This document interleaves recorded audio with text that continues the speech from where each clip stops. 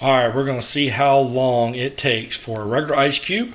That's a regular one, and then this right here is a jumbo ice cube, and we're going to see how long each one takes to melt in boiling water. Alright. I'll put our phone on this side here, hope we don't melt that. And we're going to get ready. Go. Can't even see it. There it is. Alright, it's going away. Going away. Going away. And it is almost. And it is gone. Alright. Took 21.83 seconds. 21.83 seconds for the small ice cube. Alright, we're going to do a reset.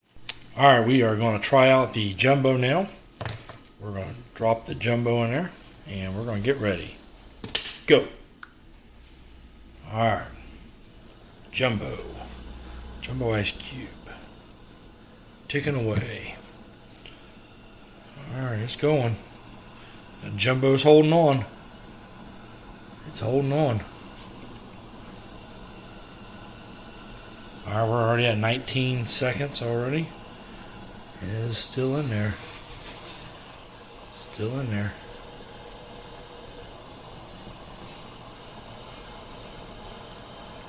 32 seconds. It is almost gone.